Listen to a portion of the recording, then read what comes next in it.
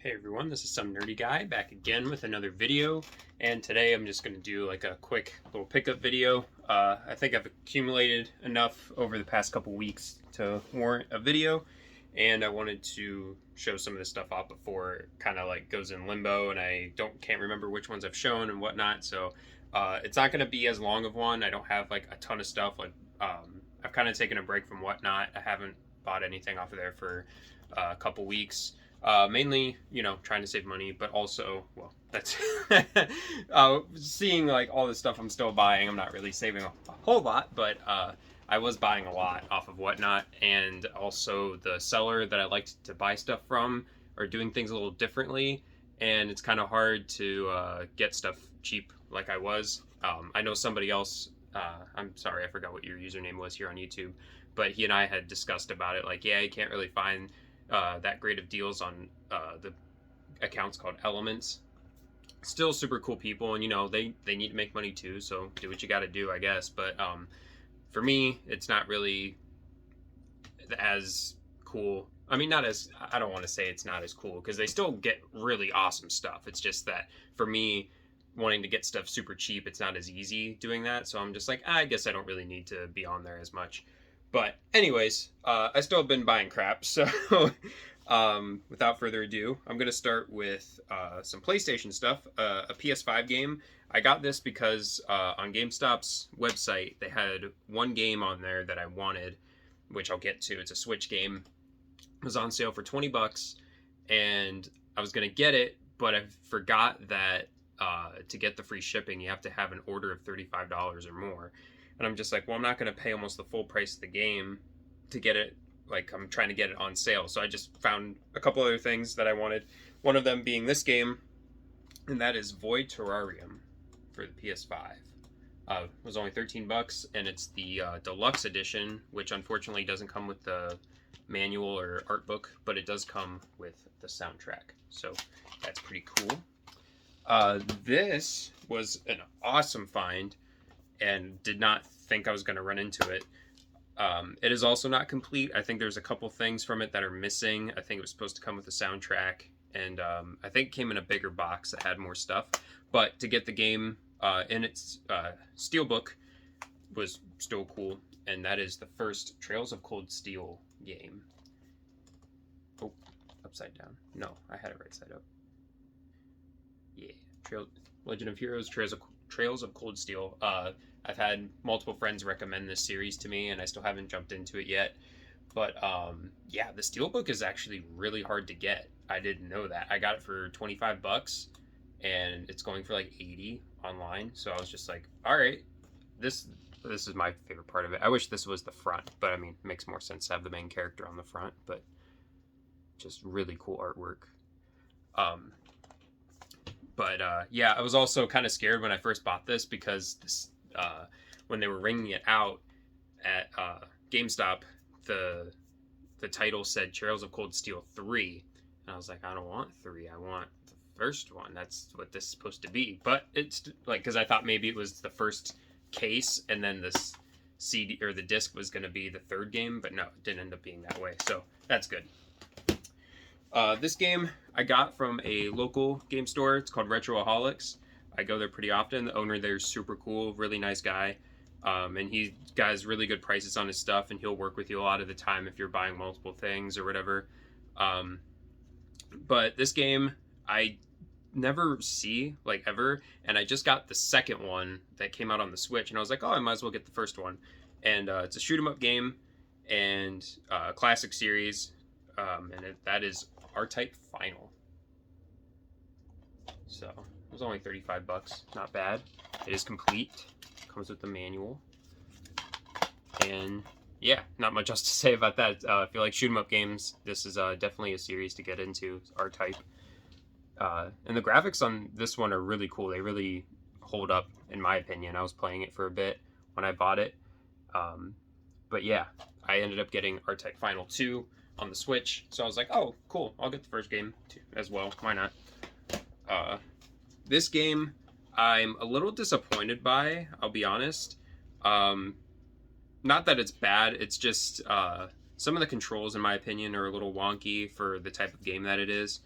And when I bought it, I didn't realize, because I'm an idiot and I don't read things, that it didn't have its original case. It was a reproduction case, or at least the artwork is, because the inside of the case still has the PlayStation logo on it. So it might be a real case, just the artwork is just printed off. But it is a really rare game, and I got it for only $50, and a complete copy is a lot more. So to have it at least in a case with not just having like a loose disc it's okay. I might try to find maybe the case by itself later on and pay whatever the difference is. But that is Sky Gunner, which is an Atlas title, which is most of the reason why it's worth a bunch of money. So it's a Star Fox type game. You're flying around an area and you're dogfighting and shooting down other aircrafts and stuff like that. Like I said, not a bad game. I like the character designs a lot. I thought it was going to have more like RPG elements in there, but not really. It's just, a flight gunning type game. Well, Sky Gunner. Yeah, it's in the title. But I don't know. Like, to me, the controls were just a little wonky. Because like Star Fox, to me, Star Fox is like the top tier of any of those kind of games. Like, the controls are always really smooth and does what you want it to do. This game, not so much. At least for me. At least not the movement, but the aiming. Trying to fly and aim at the same time, to me, was like really difficult to get used to. Maybe I'm just really bad at these kind of games. I don't know. But Star Fox was never that hard for me. But this game I was really struggling with. And then this, I was really surprised to find. This and the next game that I have here. I went to that exchange place and they had a bunch of RPGs. Like, someone must have traded in their entire collection of RPGs, because they have everything behind glass, and they had just a ton of them just displayed, and then they had ones that were just on the regular shelf too. And I was looking at the PSP stuff, because I look at every console when I go in there, just to see if there's anything that I kind of had in my mind that I knew I wanted. And I stumbled across this, and I was like, there's no way it should be that cheap. I'm pretty sure that's a pretty expensive game. And I looked it up, and sure enough, it was like $60 to $70 sold listings. I want to get that out of the way. People are probably like, oh, you just look it up, doesn't mean it's going for that. No, I looked at sold listings too. Some of them fluctuate. They're a little bit cheaper, a little more expensive, whatever. But the range was about $60 to $70. And they had it priced at 15. And I was like, okay, well, I'm going to get that, because I've been wanting to play it. Granted, I want the Game Boy Advance version a little bit more, just because I like the Game Boy Advance. But I'm sure this version is a lot better. It's for the PSP. And it is also not complete. It's missing the manual. And I'm going to butcher this name. It's Yagdra Union. I think that's how you... Yagdra? I don't know. But it's a tactical RPG, so like Fire Emblem or Phantom Brave or any of those kind of games. Disgaea. And it's made by Atlas as well, which is probably how it gets its value. It just seems to happen a lot. Not every single Atlas game has value, but if it's an RPG and it's by Atlas, most of the time it's going to be expensive. But yeah, for only $15, I definitely, I guess as the Game Chasers say, caught him slipping for sure. For only $15, even though it's not complete, that doesn't really bother me. It's got its original case, has the game, cool. All about it for only $15. So, and the game, I don't have it currently in there because I have it in my PSP, and it's charging right now.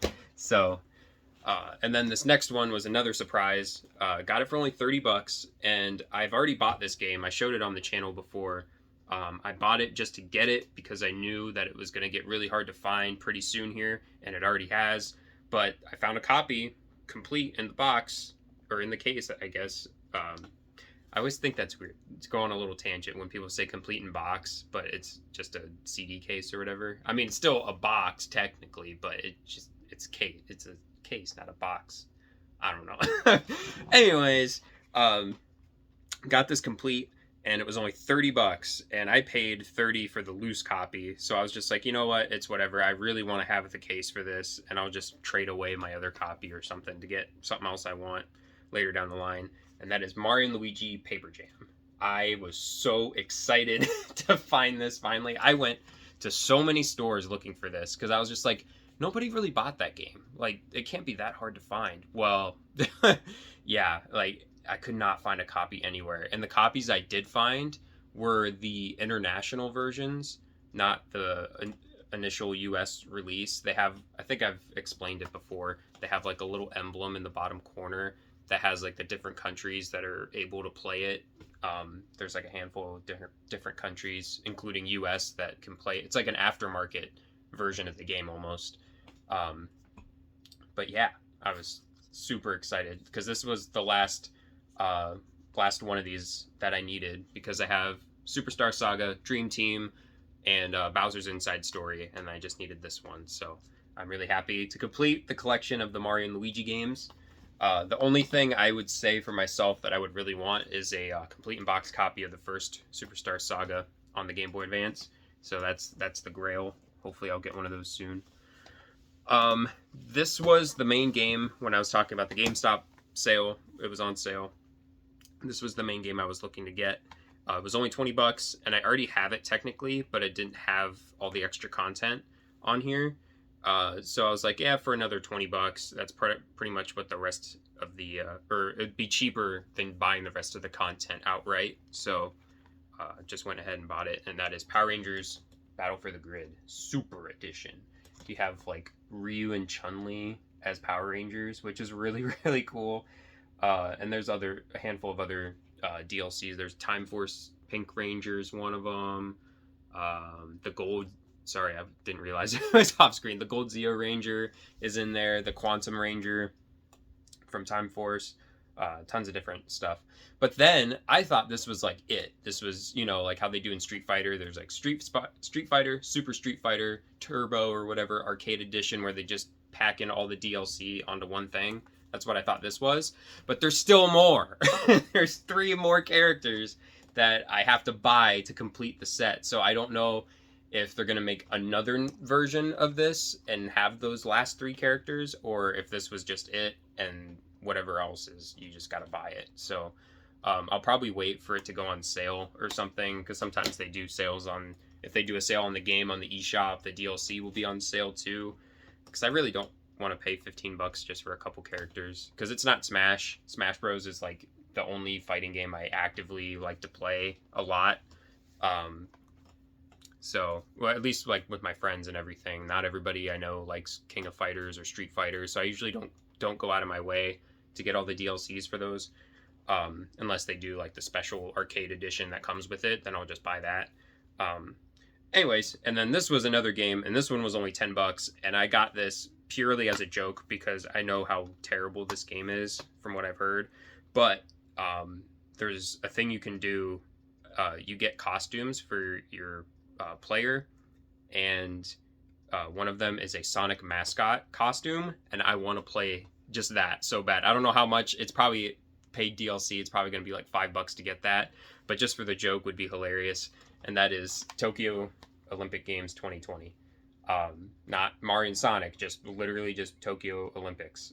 So I just think it'd be funny to get the Sonic costume and like have him run track or swim or something. I don't know. I think that'd be funny. So I went ahead and bought that for only $10. I was just like, why not?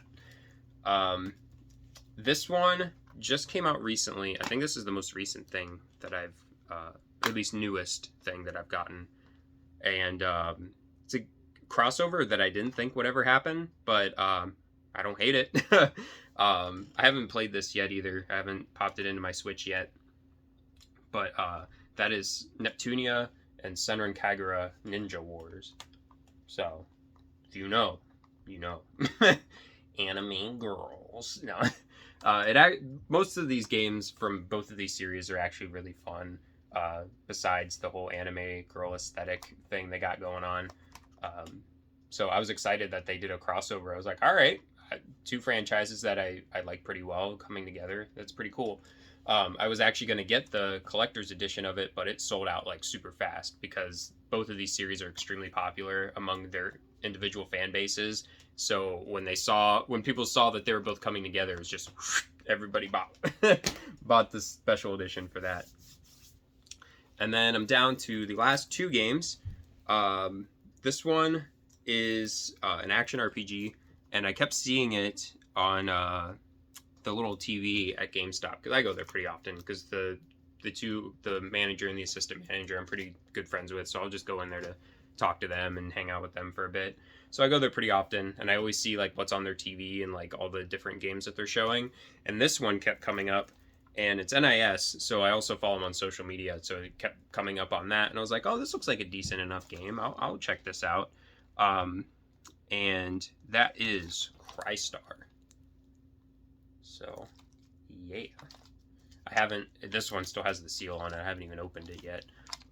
Haven't had a chance to play every single one of these games yet, but yeah, Crystar.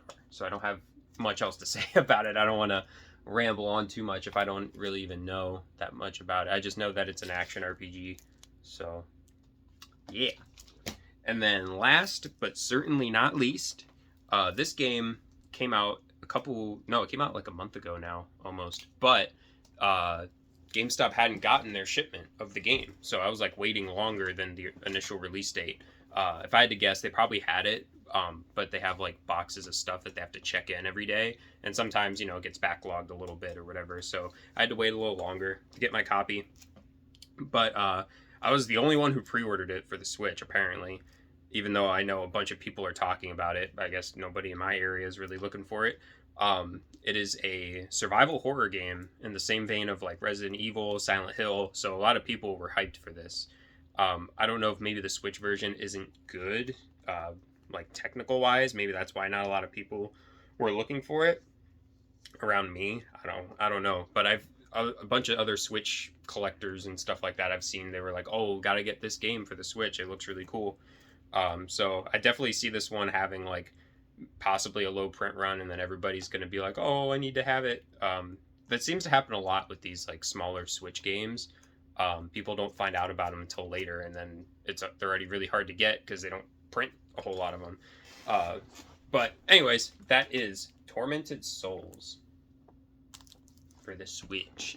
This one, it came out for PS4 and PS5 like a while ago. So if you some people might have already played this and beat it by now because it's already been out for a while.